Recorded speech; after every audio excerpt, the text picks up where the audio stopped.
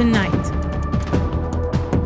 None of it makes sense. It doesn't burn just a certain thing. It takes what it wants. What's your favorite amendment? The First Amendment.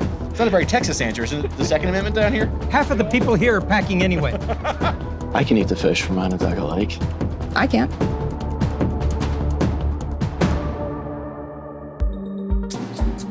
The first generic version of the EpiPen has been given the go-ahead by the FDA. Teva Pharmaceuticals hasn't said how much it'll cost or when it'll be in pharmacies, but its version will compete with Mylan, which has been criticized for raising the EpiPen's price more than 400% over the last decade.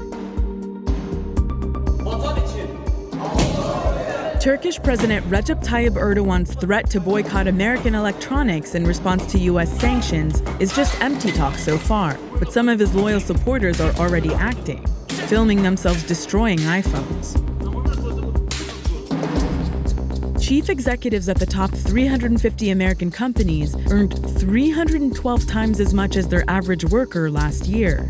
In 40 years, CEO pay has gone up 979% compared to just over 11% for workers. The first day of jury deliberations in Paul Manafort's trial ended without a verdict, but we did get the answer to a less important question: why Manafort hasn't been wearing socks in court. His spokesman says he doesn't want to wear white government-issued socks and that he isn't allowed to wear anything else.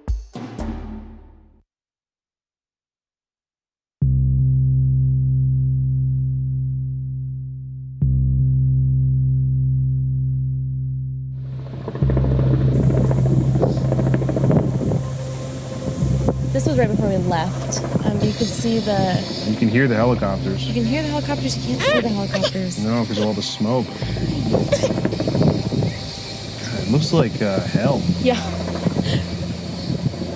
And it was hot. Yeah. So hot. You just feel it coming off. Yeah, you could feel the heat just radiating off of everything. So what was that like? It was intimidating. It was scary. Honestly, I didn't expect our house to be standing, so I kind of prepared myself for it not being standing. But her house is still standing. So our trash cans melted. Taylor Strickland, her husband, and 2 daughters. And then our side of our house is bubbled. Found even the Wi-Fi was working when they returned home 17 days after evacuating what has become known as the Carr Fire. And this all burnt. And then the house is over there. The fire has killed 8 people and destroyed more than 1,000 homes across 200,000 acres, including some on Taylor Street in Redding, California. You guys are looking out your front window and you just see what used to be your neighbor's house. What's that like? Super emotional.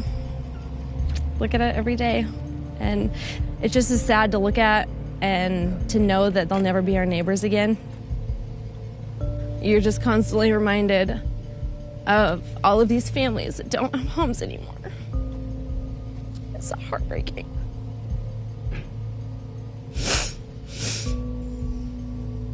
Sorry. None of it makes sense. It doesn't blow in a certain pattern. It doesn't burn just a certain thing. It takes what it wants, when it wants, and how it wants. And there's nothing that anybody can do about it.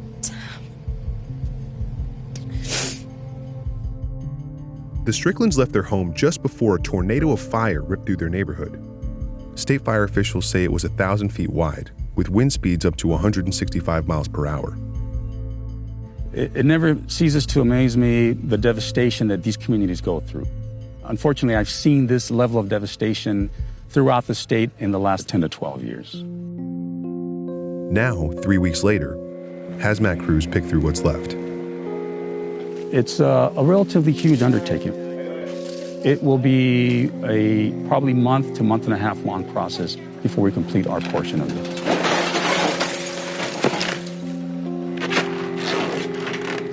Their first phase of work is to clear out anything that could be toxic.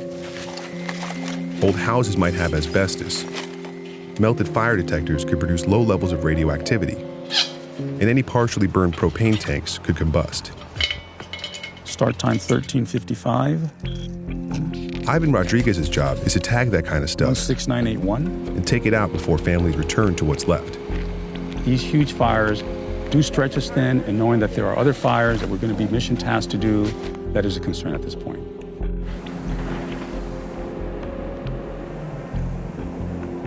Mi casa, su casa. Dan Davis lives across the street from Taylor. Come up this way to the front door. Sure. He came home to ash and bent metal. The whole living room. Oh, man. You know, TV, couches, kitchen. That's the kitchen there? Yeah, and you turn the corner. This was my daughter's room here. This was my son's room. Is this where they grew up? Oh, yeah. Yeah, they're 21 and be 19 in about a week. Oh, so you had the house longer than you've had the kids. Exactly. We're alive and well. That's all that matters. 4 people died within a quarter of a mile of here. You know, they got a lot of grief. I got grief, but nothing compared to losing a loved one. What are you going to miss most about this place? Just the memories. All the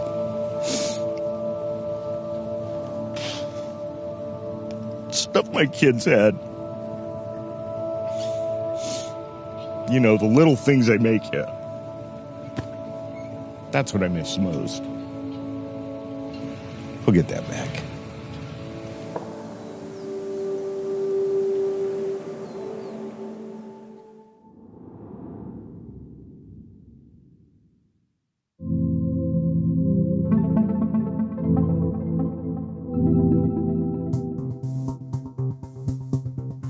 It's been 3 weeks since the court-ordered deadline to reunify parents and kids separated at the border, and we're still learning new information about the actions the government took. The ACLU alleges that even after a federal judge issued an injunction ordering reunifications and stopping the removal of parents without their kids, the government still went ahead and deported 73 parents without letting them know they had the option to reunify before leaving the United States. The Department of Homeland Security told Vice News that these parents were given the option to place their children with sponsors, but didn't respond to whether parents were told they could stay in the U.S. and wait for reunification. We will really want to find out why those parents were deported after the judge saying that they needed to be reunified with their children and had the right to seek asylum, because that to us was a stunning fact that so many parents were deported after the judge issued his ruling. That's why the ACLU and the Reunification Steering Committee they've created with nonprofits and pro bono lawyers is fighting to bring some of those deported parents back to the U.S. The fundamental question is, was their removal unlawful because they were misled or coerced or didn't have fair asylum hearings? And also, as importantly, do they need to be in the United States to accompany their children through asylum proceedings? So we believe the court should allow these parents to come back into the United States by whatever technical means the government wants to do it. That's probably not going to happen, and if the ACLU's priority is bringing parents back instead of just sending kids to Central America, that fight is going to be harder and will take more time, which means the very people trying to help reunify parents and children may actually be dragging the process out longer. We are, of course, balancing the need to immediately reunite families with the family's long-term interests in obtaining asylum or whatever rights they are entitled to under our laws. Hey, estás triste. Estás triste. We are not going to be making decisions on how to balance those interests for the parents. The parents are going to be making those decisions for themselves. If the family does not want to fight to come back to the U.S. because it'll delay reunification, that's, of course, their choice. That choice could come into play for parents of the more than 300 children still in custody. There are also more than 100 kids the government is not currently trying to reunify at all, because of red flag warnings in their parents' background checks or because their parents waived their right to get them back. This week, the government finally did provide phone numbers for nearly all deported parents to the steering committee. The Office of Refugee Resettlement claims it's been in contact with most of them, but the ACLU says the government has been sitting on this information. We've only recently gotten those phone numbers. We are now furiously trying to call all those numbers to reach the parents and to figure out what their options are. The two sides will probably hash this out further at a status conference tomorrow with the judge who's hearing the ACLU's larger lawsuit over the constitutionality of family separation. These reunification issues are so complicated that the judge hasn't even gotten to the actual substance of the lawsuit yet. That won't happen until September, at the earliest.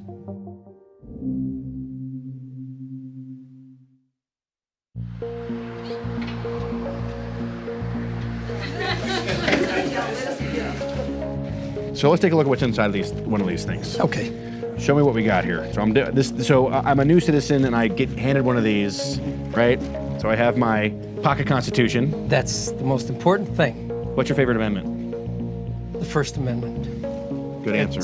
Well, what are we doing here? I don't know.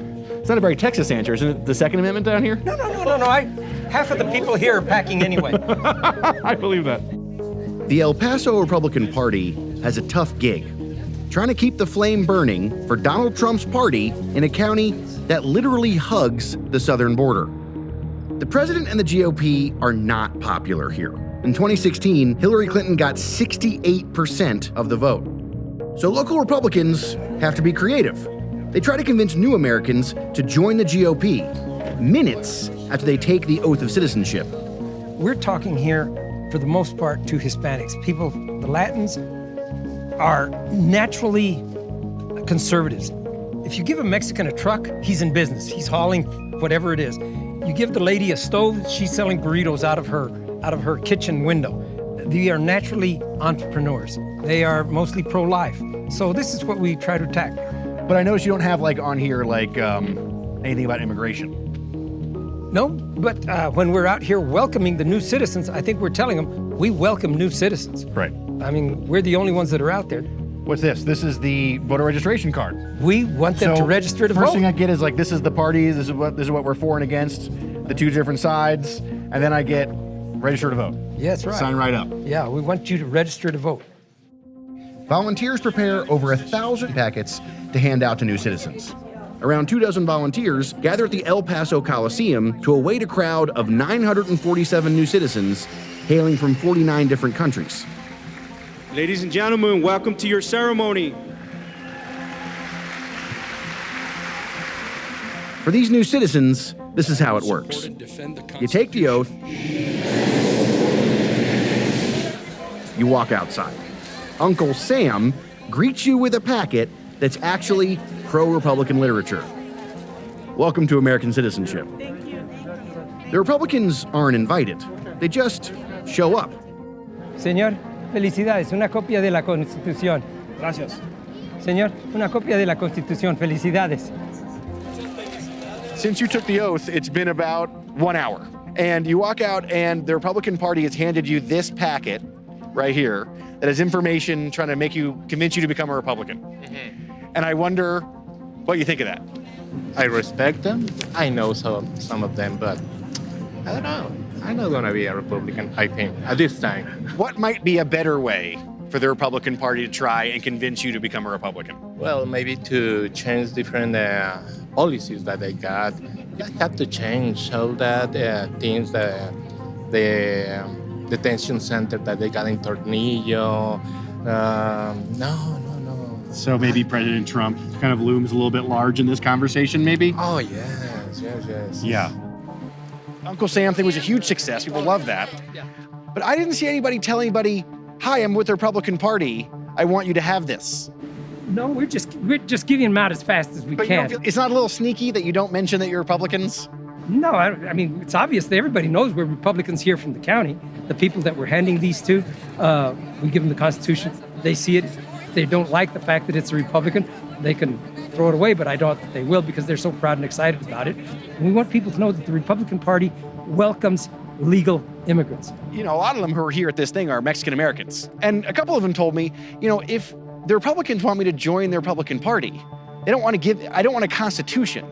I want them to change what the Republican Party says about Mexican Americans. Well, I hope that as they go through this, they're going to start and listen to what the Republican Party says about immigration instead of what the news says about immigration. Because so often the impression is that the Republican Party is anti-immigrant. No, we're anti-illegal immigrant. That's the difference. Was it easier to talk to people about becoming Republicans who are Mexican Americans Definitely. before Trump? Oh, yeah, because it wasn't so much in the headlines like it is now.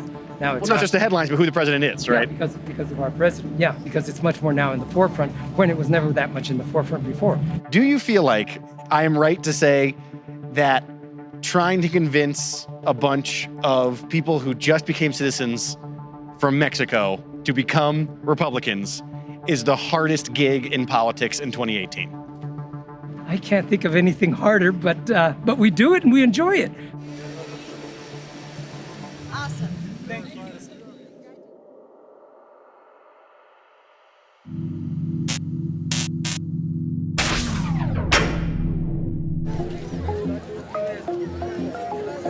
This week, India celebrated 71 years of independence from Britain and the birth of the world's largest democracy. But since 2012, the country has embraced a not-so-democratic approach to enforcing what it calls public safety, cutting off access to the internet.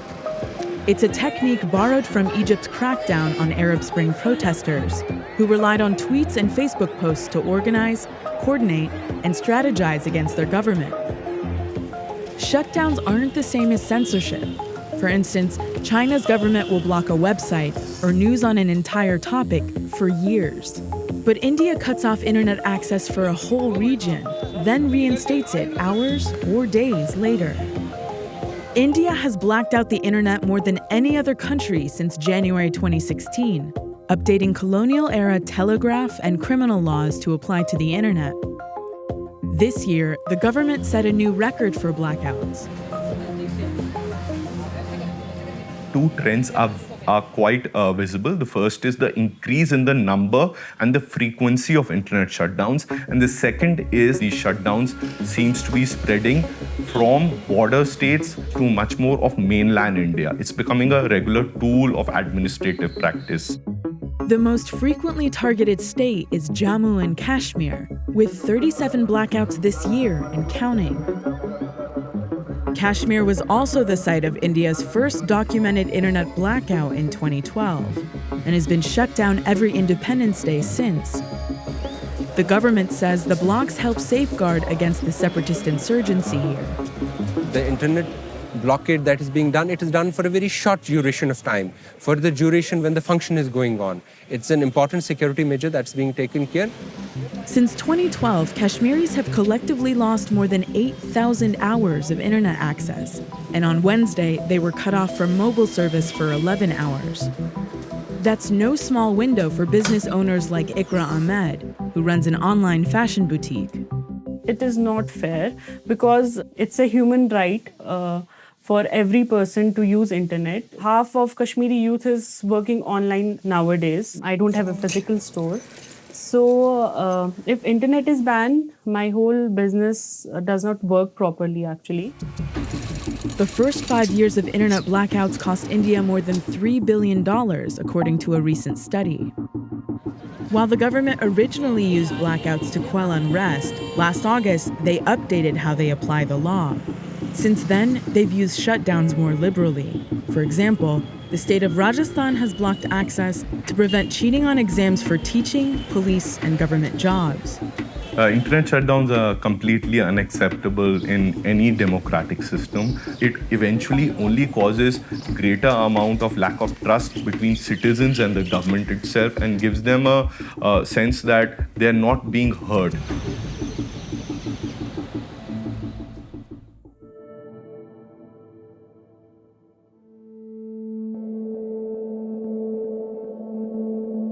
If you had to anoint a new queen of soul, of course, you will always be the queen of soul. Nothing would ever take that away.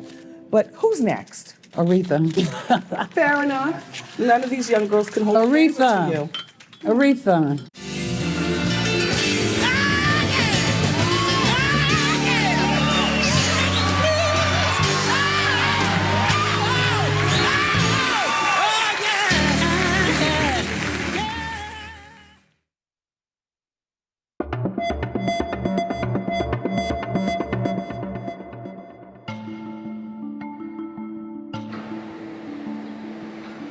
There are more than 1,700 Superfund sites in the U.S.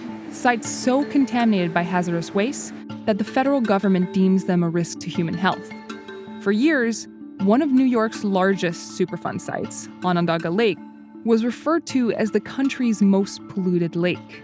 Now, after a $1 billion cleanup, the county and the lake's main polluter are celebrating it as a success and trying to convince people that the lake is finally safe. Yeah, this is you guys, so all right. Just be careful getting in and out. Growing up, Onondaga Lake was a joke. You would have a smell when you would drive by on Interstate 81. We always believed it was one of the most polluted lakes in the world, and I think it actually was. Ryan McMahon is an Onondaga County legislator. In 2015, he jumped in the lake to demonstrate its newfound cleanliness. Have you been swimming in this lake? I have. Do you do that regularly?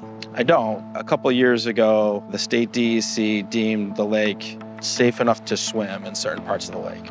Onondaga Lake was once a famous vacation spot. But in the late 1800s, local plants started using it as a landfill. Notably, Allied Chemical dumped 165,000 pounds of mercury into the water. Eventually, the state sued, and Allied Chemical, now Honeywell, spent $500 million in 2012 to clean up the lake, including dredging and capping 16% of the lake bottom. The EPA says the plan significantly decreased mercury levels. But officials still warn against eating fish from the lake, which for some is a clear sign that the cleanup isn't a success. When you can't eat the fish, when you can't use the medicines, when you can't eat the plants, what kind of warning do you need? The Onondaga Nation, a Native American tribe belonging to the Haudenosaunee or Iroquois Confederacy, have been fighting in court since 2005 to have the entire lake dredged and free of contaminants, a plan that would have cost at least $2.3 billion. They went to federal court and they were ordered to do this cleanup. As it usually goes, there's a limit to it. They were ordered to clean up a certain amount. So they just reach that level and that's it. Poof, say our job's done. It's all clean. Right. Do you think that the lake is clean? No, you can't eat the fish yet, you know? Right. If you can't eat the fish, then it's not clean. The fish in Onondaga Lake contain the highest amount of mercury of any other lake in the state. And state fishing advisories recommend that men only eat certain species once a month, whereas children and women under 50 shouldn't eat any. Still, the lake looks clean, and a population of Bhutanese and Burmese refugees that live in the area continue to fish from it. A recent study revealed that members consume contaminated fish up to 40 times a month, far exceeding safety limits. So the people that we see over there, is this catch and release or is this for something else? Those individuals are probably some of our refugee communities that actually fish and eat the fish. John McAuliffe oversaw the cleanup for Honeywell. He took us to see the remediation project. The vegetation is a big deal, right? It's what we want to see because that's what the fish live in, right? That's something that's come back since the cap has been put on. From your perspective, that means that the cap is working and doing what it needs to be doing. Yeah. How exactly does one restore and remediate a lake? So we dredged the most contaminated material out of the bottom, and then we put a cap on top, and that cap keeps any remaining contaminants from getting up into the habitat layer. We spent a lot of time restoring the habitat. The habitat and the vegetation planting, that's what makes the lake a lake again. The lake cleanup is part of a legal process. Honeywell met its obligations, and while that's an important step, the federal government doesn't believe it's clean enough to be taken off the list of Superfund sites. Of the 1,700 national Superfund sites created since the 1980s, just 400 have been restored to the point of being delisted. Is it a contradiction to say that it's a clean lake if I can't eat the fish here? Eating the fish is a different issue than the lake cleanup, right? I can eat the fish from Onondaga Lake. I can't. I can eat the fish from Onondaga Lake, and that decision is made by the Department of Health, right? The project that we did was to restore the lake, to clean up the sediments so that the ecosystem starts to recover. How long do you think that might take? I don't know. Like decades, centuries? I don't know.